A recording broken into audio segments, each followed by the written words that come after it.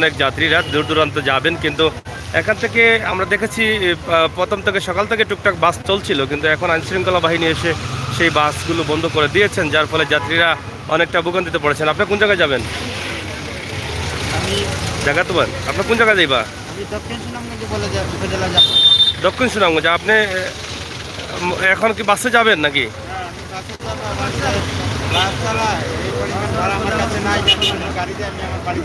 হ্যাঁ, এই পরে প্রায় বিকাল 4টা থেকে এই পর্যন্ত এই জায়গাতে দাঁড়িয়ে আছি।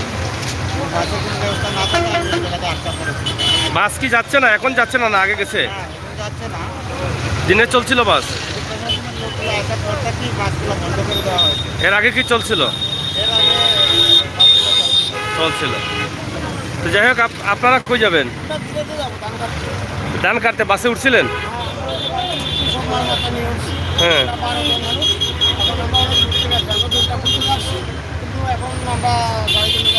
আইন শৃঙ্খলা বাহিনী নামাই দিছে।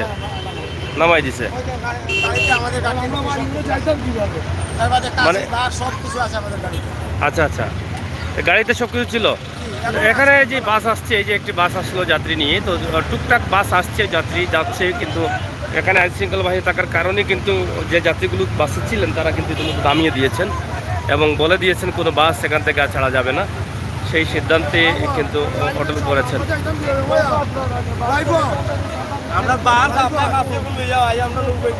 হ্যাঁ,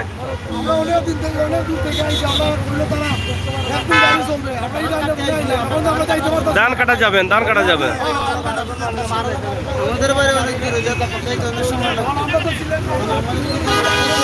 কোন জায়গায় বাড়ি আপনার? দিনে ধান কাটতে যাচ্ছেন? আর কি গাড়ি রিজার্ভ করছিলেন? বাস।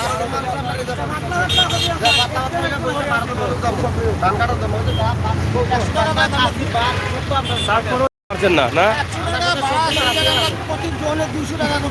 100 টাকা 200 দিচ্ছেন। যাই হোক, আপনারা দেখছেন যে এই যে বাস টার্মিনালে বা বাস স্ট্যান্ডে যারা যাত্রী আছেন তারা অনেকটা বিপদে পড়ে গেছেন, ইতিমধ্যে বিপাকে পড়ে গেছেন। এবং ইতিমধ্যে আমরা দেখলাম আরেকটি বাস যাত্রী নিয়ে আসলো এই মুহূর্তে, এবং সেখানে আইন শৃঙ্খলা বাহিনী তারা জিজ্ঞেস করছেন কিভাবে আসলো। এই যে দেখেন বাসগুলো কিন্তু সকাল থেকে কিন্তু যাত্রী নিয়ে বাসগুলো টুকটাক চলাফেরা করছিল, আমরা দেখছিলাম, কিন্তু এখন আইন শৃঙ্খলা বাহিনী এসে তাদেরকে নির্দেশ দেওয়া হচ্ছে যাতে বাসগুলো না চলে, সেই জন্যই কিন্তু তারা এখানে অবস্থান করছেন। এখানে দেখেন অনেক আইন শৃঙ্খলা বাহিনী রয়েছেন এবং তাদের এখন কি করবেন, এখন আমরা তো আর বলে দিতে পারতেছি না কি করবেন, ঠিক আছে?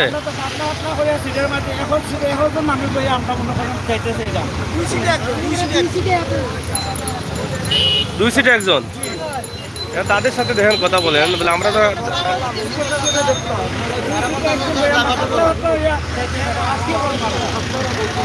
আসলে গত বছর ধান কাটার লোক যারা ছিলেন তাদেরকে সরকার বিভিন্নভাবে সহযোগিতা করেছিলেন। এখনও কিন্তু সেই ধান কাটার সময় এসেছে, বুড়ো ধান কাটার। এখন পর্যন্ত আসলে ধান কাটার মানুষদের যাওয়ার কোনো ধরনের নির্দেশ এখনও সরকার দেয় নাই। গত বছর সরকার নির্দেশ দেওয়ার পরে সরকারি সহযোগিতায়ও কিন্তু ধান কাটার মানুষদের গন্তব্যস্থানে পৌঁছে দিয়েছিলেন, কিন্তু এবারও কিন্তু বৈশাখ মাস শুরু হওয়ার কারণে যাত্রীরা কিন্তু যাচ্ছেন, সেটার জন্য অনেকটা প্রবলেম হয়ে যাচ্ছে। তো এখন দেখেন অন্য কোনোভাবে যাওয়া যায় কি না, সেটা তো আসলে আমাদের কিচ্ছু করার নেই। আপনারা যে বক্তব্য দিচ্ছেন সেগুলো আমরা বলছি, ঠিক আছে? যাই হোক, আমরা কথা শুনতে পারবো অনেকেরই দুঃখ দুর্দশা রয়েছে, কারণ এখানে যে যাত্রীরা আছেন এবং আইন শৃঙ্খলা বাহিনীও রয়েছেন, বাস যাতে কোনোভাবে এখান থেকে না ছাড়ে সেই দিক চিন্তা করেই কিন্তু এখানে অনেক আইন শৃঙ্খলা বাহিনীর সদস্যরা রয়েছেন। এখান থেকে ছোটো গাড়ি যেগুলো আছে, সিএনজি লেগুনা, সেগুলো কিন্তু আবার যাত্রী নিয়ে যাচ্ছে, সেগুলোতে কোনো ধরনের প্রবলেম বা কোনো ধরনের সমস্যা হচ্ছে না।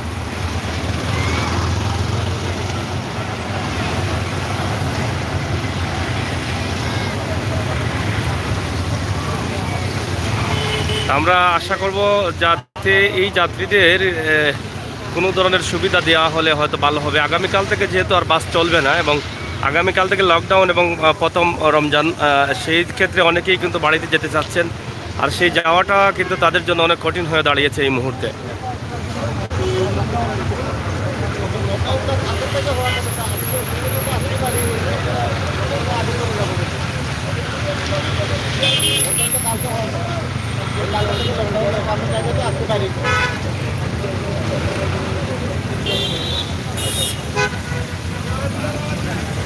তো যাই হোক প্রিয় দর্শক, সিলেটের ম্যাগাজিন টিভি থেকে আজকের এই ভিডিও আমরা আপনাদের কাছে উপস্থাপন করলাম। আশা করি আপনাদের ভালো লাগবে।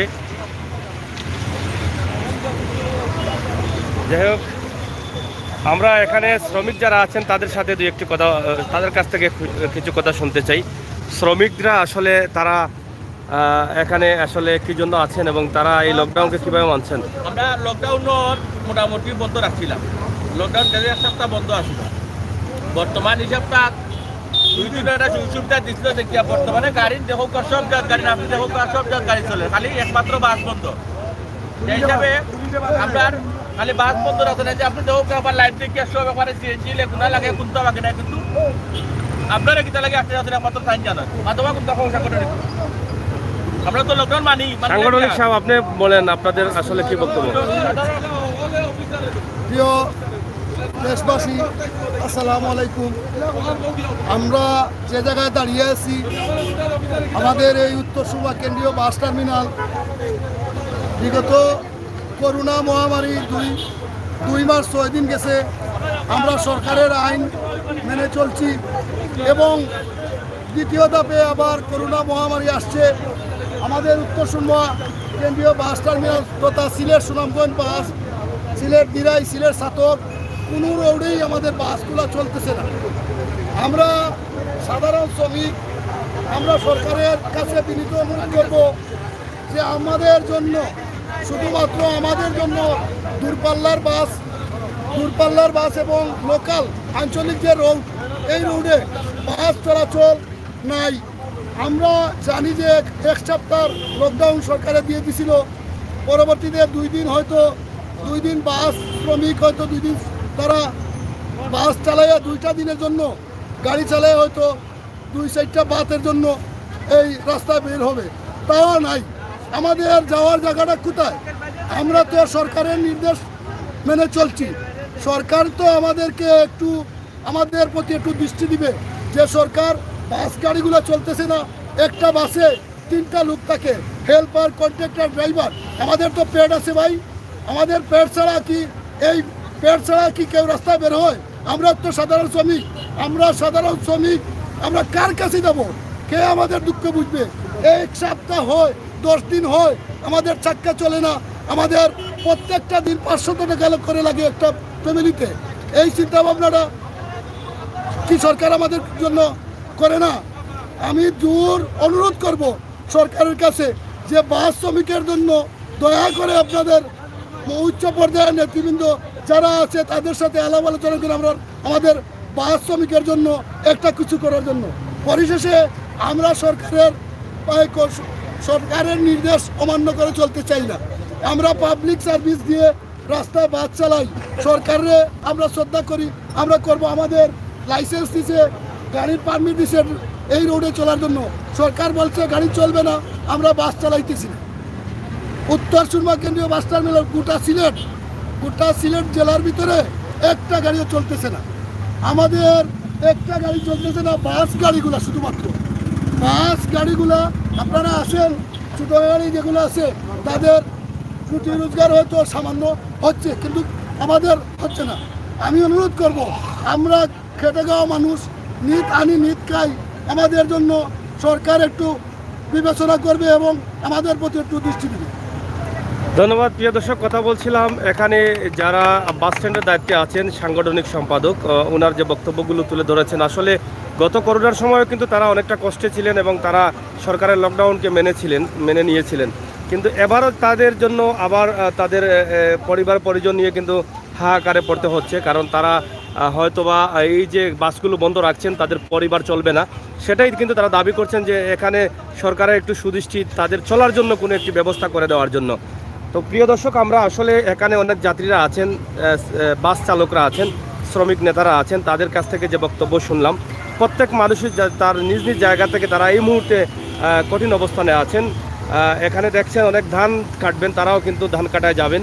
বুড়ো ধান কিন্তু কাটতেই হবে, সেটা গত করোনার সময় সরকার কিন্তু সুযোগ দিয়েছিলেন। এই করোনার সময়ও কিন্তু লকডাউনের সময় কি সুযোগ দিবেন কিনা জানি না, তবে তারা অনেকেই এখানে বাস স্ট্যান্ডে এসে আটকা পড়েছেন। তো এখন পর্যন্ত যদি আমি মনে করি যে যারা বিভিন্ন জায়গায় আছেন বা বিভিন্ন জায়গায় গন্তব্যস্থানে যাবেন, আজকের জন্য কমপক্ষে এই সুযোগটা দিলে হয়তো ওই যাত্রীদের হয়তো অনেকটা সুবিধা হতো, তারা গন্তব্যস্থানে পৌঁছে যেতেন এবং আগামীকাল থেকে লকডাউন হয়তো তাদেরও মানতে অনেকটা সুবিধা হতো। এই যে একটা ড্রাইভার ভাই দেখেন, তার 5টা বাচ্চা, এই ড্রাইভারটা তার 5টা বাচ্চা, তাই সে কার কাছে যাবে? সে তো আসছিল হয়তো গাড়িগুলো চালাবার জন্য, কিন্তু গাড়ি তো সরকার নিষেধ দিছে, গাড়ি চালাইতেছে না। আগামী 14 থেকে আবার 20 তারিখ পর্যন্ত বা 21 তারিখ পর্যন্ত আর একটা লকডাউন। এই 10 দিন আর আরও 7 দিন, 17 দিন, এই 17টা দিন আমরা কিভাবে চলবো? এই যে ওনার কাছ থেকে শুনেন না, উনি কি কষ্ট করতেছে উনি জানেন। উনি তো আমার এই স্ট্যান্ডার্ড ড্রাইভার, উনি একজন ওই জায়গায় লেবারই। উনিও আসছে আশা করে যে 2-4টা বাতের জন্য, যে 2-4টা বাতের জোগাড় করতে পারে। এগুলো আপনাদের বক্তব্য কি? এই যে আরব শ্রমিক, এই যে এগুলো সব শ্রমিক। আর আমাদের ওই যে আরব ভাই আছে, ওই যে আমার হেল্পারগুলো। এই বাসের সাথে যারা যুক্ত আছেন, শুধু চালক না, বাসের সাথে অনেকগুলো পরিবার থাকে, হেল্পার থাকে, বাস শ্রমিক থাকে, 3 জন মানুষ থাকে একটি বাসে। এই যে 3টি পরিবার, তারা আসলে অনেকটা চিন্তায় পড়েছেন যে আসলে কতদিনের লকডাউন থাকবে এবং তারা কিভাবে চলবেন। বিশেষ করে মাহে রমজান মাস শুরু হচ্ছে আগামীকাল থেকে। এই রমজান মাসে রোজা রাখতে হলে অনেক ভালো ভালো খাবার আমরা অনেকেই সংগ্রহ করার চেষ্টা করি, কিন্তু তাদের বাস বন্ধ থাকার কারণে হয়তো এবারে রমজানটাই তাদের অনেক কষ্টের হবে। তো আমরা আসলে বুঝতে পারছি না সরকারের কাছে তাদের যে দাবি, বা আমরাও বলছি যে বিশেষ করে বাস শ্রমিক যারা আছেন তাদের প্রতি দ্রুত সহকারে একটু সুদৃষ্টি দিলে ভালো হয়। কারণ লকডাউনে অনেক গাড়ি, ছোটো গাড়ি বা অন্যান্য ব্যবসাগুলো টুকটাক তারা চিপাচাপা দিয়ে চলে, কিন্তু এই বাসগুলা কিন্তু চলতে পারে না। গত করোনার সময় বা গত লকডাউনে আমরা বুঝেছি।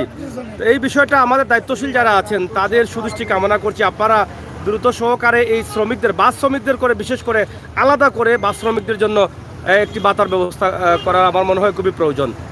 ধন্যবাদ। তো প্রিয় দর্শক, আমরা এখানে দেখছি আইনশৃঙ্খলা বাহিনী তারা এখনও আছেন এবং তারা এখানে যাতে কোনোভাবে বাস ছেড়ে না যায় সেই দিক থেকেই কিন্তু তারা এখানে অবস্থান করছেন। আমরাও আপনাদেরকে এই বর্তমান অবস্থা এবং পরিস্থিতি সিলেটের বাস স্ট্যান্ড থেকে আপনাদের কাছে তুলে দিলাম। অনেক যাত্রীরা আটকা পড়েছেন, তাদের গন্তব্যস্থানে যেতে পারছেন না গাড়ির জন্য। তারা কি করবেন সেটা এখনও ভেবে পাচ্ছেন না। তা আমরা আশা করব আপনারা যারা আছেন দেশে বিদেশে, আপনারা অবশ্যই আপনাদের মতামত কমেন্ট বক্সে লিখবেন। সিলেটের ম্যাগাজিন টিভি থেকে আমরা আপনাদের জন্য ওই ভিডিওটি তৈরি করলাম। সবাই ভালো থাকুন, সুস্থ থাকুন, নিরাপদ থাকুন, নিরাপদ রাখুন, অন্যায়কারীকে ঘৃণা করুন, অন্যায়ের প্রতিবাদ করুন, সিলেটের ম্যাগাজিন টিভির সাথে থাকুন, সকল খবরাখবর সহ সব ভিডিও উপভোগ করুন।